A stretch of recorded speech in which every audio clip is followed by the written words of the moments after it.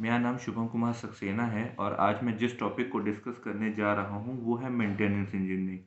तो हम सबसे पहले मेंटेनेंस की बात करते हैं। मेंटेनेंस का मतलब होता है कि किसी भी डिवाइस या किसी भी बिल्डिंग इंफ्रास्ट्रक्चर को एक पर्टिकुलर टाइम पीरियड के बाद उसका रखरखाव करना, उसमें आ रहे फेलियर्स को एनालाइज करना और उसमें आ रही प्रॉब्लम्स को आइडेंटिफाई करना और उसको रिपेयर करना। रिपेयरिंग का काम हम ऐसे भी कर सकते हैं कि हम उस पार्ट्स को रिमूव करके उसकी जगह नया पार्ट लगा दें अगर कोई मशीन है तो, या अगर कोई बिल्डिंग इंफ्रास्ट्रक्चर है तो हम उसमें आ रही जनरेट हो रही क्रैक्स का एनालिसिस करें, उसको आइडेंटिफाई करें और उसको रिपेयर किया जाए। तो इस तरह से हम किसी भी बिल्डिंग या डिवाइस को हम, या किसी भी इलेक्ट्रॉनिक डिवाइस हो चाहे मैकेनिकल डिवाइस हो, उसको हम एक पर्टिकुलर टाइम पीरियड के अनुसार एनालाइज करके उसको मेंटेन करते हैं। तो ये होता है मेंटेनेंस इंजीनियरिंग में। अब मेंटेनेंस इंजीनियरिंग में हम किसी भी तरह की बिल्डिंग और इलेक्ट्रिक डिवाइस और मैकेनिकल डिवाइस को हम एनालाइज करते हैं। तो इस तरह से इसको 3 कैटेगरी में डिवाइड किया गया है। एक है सिविल मेंटेनेंस इंजीनियरिंग, एक है आपका मैकेनिकल मेंटेनेंस इंजीनियरिंग और एक है इलेक्ट्रिकल मेंटेनेंस इंजीनियरिंग। तो सबसे पहले हम बात करते हैं सिविल मेंटेनेंस इंजीनियरिंग की।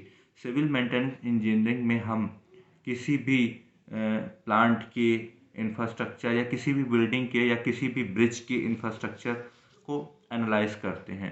हम एक पर्टिकुलर टाइम पीरियड के इंटरवल पे कुछ आधुनिक उपकरणों द्वारा, कुछ आधुनिक मशीनों द्वारा, कुछ आधुनिक गैजेट्स के द्वारा हम उनमें जनरेट हो रही बिल्डिंग्स में जनरेट हो रही क्रैक्स को एनालाइज करते हैं और हम उसको रिपेयर करने का काम करते हैं, जिससे उस बिल्डिंग में रह रहे लोगों या उस ब्रिज पे चल रही गाड़ियों की सेफ्टी बरकरार रहे और उस बिल्डिंग और उस ब्रिज की जो लाइफ है वो एज इट इज़ बनी रहे। वो फ्यूचर ये ना हो कि एक टाइम पीरियड के बाद आके उसमें कोई फेल्योर हो जाए किसी तरीके का।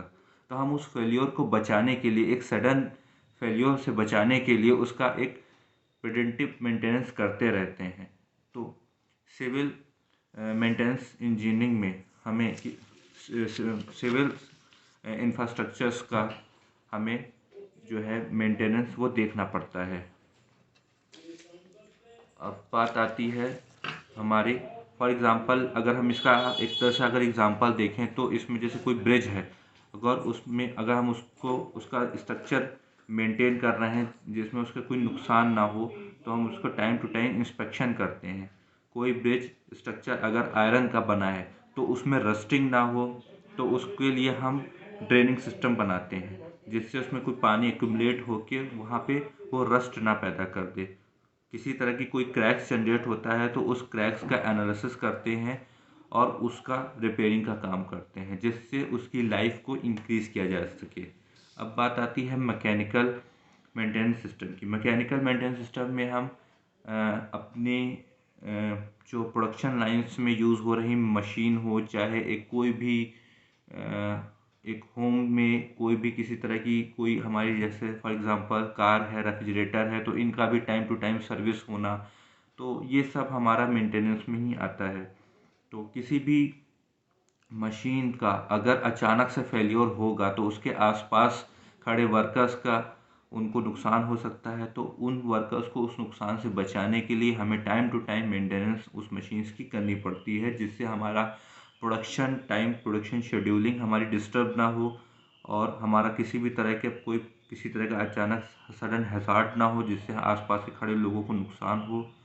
तो उस चीज़ से बचाने के लिए हमें मशीनों की भी मेंटेनेंस करनी पड़ती है। इसमें हम आधुनिक उपकरणों द्वारा मेंटेनेंस करते हैं। फॉर एग्ज़ाम्पल अगर कोई पंप है, जो कोई सेंट्रीफ्यूगल पंप है, अगर वो रनिंग स्टेट पे है और उसमें कोई सडन फेल्योर होगा तो वहाँ के आसपास के एरियाज़ में खड़े लोगों उसको डैमेज कर सकता है। तो हमें उसको बचाने के लिए उस सेंट्रीफ्यूगल पंप की रनिंग स्टेटस को टाइम टू टाइम चेक करना पड़ता है।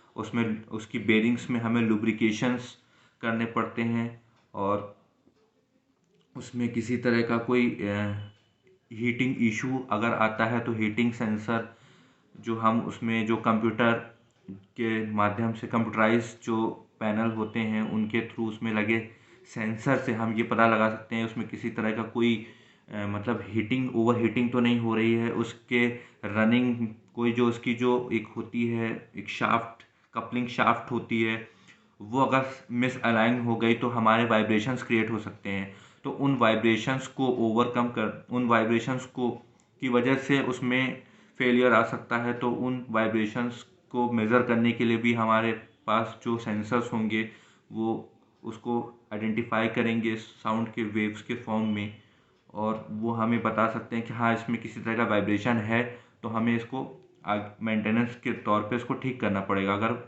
मतलब प्रिडिक्टिव मेंटेनेंस उसकी करनी पड़ेगी with the help of these type of machines, जिससे हम उसकी हीटिंग उसके वाइब्रेशंस और उसमें हो रहे मिस अलाइनमेंट को पता कर सकते हैं। तो इस तरह से हम उसकी लाइफ को इंक्रीज़ कर सकते हैं, उसकी वर्किंग कंडीशन को पहले की तरह कर सकते हैं। अगर यही चीज़ रनिंग स्टेटस में अगर हम बिना मेंटेनेंस के चलाएंगे तो हो सकता है उसकी लाइफ कुछ ही टाइम तक रहे और वो सडन फेल्योर कर जाए, जिससे हमें भारी नुकसान हो सकता है।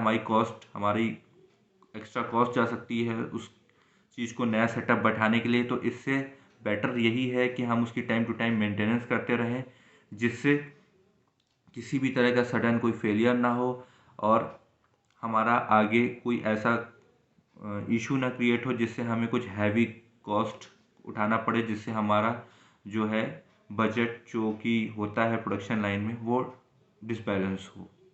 सो मीन्स कहने का मतलब यही है कि हमें मेंटेनेंस मशीनों का इस तरह से करना है टाइम टू टाइम कि किसी भी तरह का कोई फेलियर ना हो और कोई भी ऐसा डैमेज ना हो जो वहाँ के आसपास के लोगों को नुकसान पहुँचाए, और जो उस सेटअप को बैठाने की कॉस्ट है हम उसको बचा पाएँ, उसकी लाइफ उस प्रोडक्ट की लाइफ को इंक्रीज़ करके, और हमारा जो भी इन केस अगर प्रोडक्शन लाइन में कोई मशीन है तो उसका प्रोडक्शन जो है कंटिन्यूस बना रहे, उसमें कोई रुकावट ना आए किसी तरीके की। तो अब बात करते हैं इलेक्ट्रिकल मेंटेनेंस की। इलेक्ट्रिकल मेंटेनेंस में हम इलेक्ट्रिकल डिवाइसेस को पर फोकस करते हैं। इसमें हम इलेक्ट्रिकल डिवाइस को मेंटेन करने के उसको रिलायबल बनाते हैं। मेंटेनेंस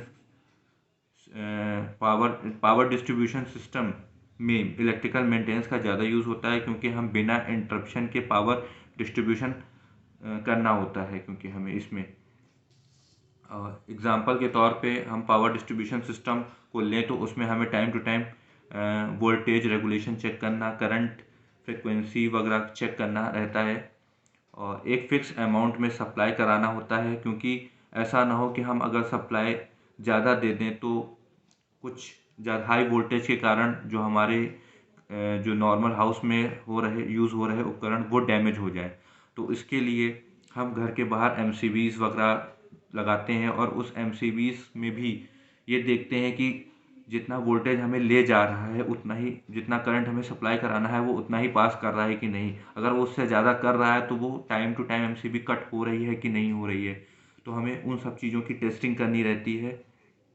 हमें फ्रीक्वेंसी टेस्ट करना रहता है टाइम टू टाइम कि ऐसा तो नहीं एग्जैक्ट उसी फ्रीक्वेंसी पे चीज़ें जा रही हैं कि नहीं, ऐसा तो नहीं कोई हाई फ्रीक्वेंसी चली जाए जिससे हमें आगे जाके नुकसान हो, कोई डिवाइस ख़राब हो जाए जिससे हमारी कॉस्ट भी बढ़ जाए सेटअप की और हमें काफ़ी नुकसान झेलना पड़ जाए।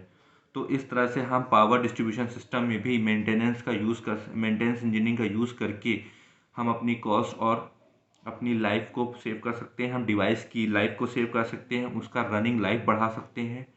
तो इस तरह से हम इलेक्ट्रिकल डिवाइसेस को भी टाइम टू टाइम मेंटेन करके उसकी रनिंग लाइफ को हम इंक्रीज़ कर सकते हैं। इन सब चीज़ों पे हमारे मेंटेनेंस इंजीनियरिंग का काफ़ी रोल है। So thank you so much.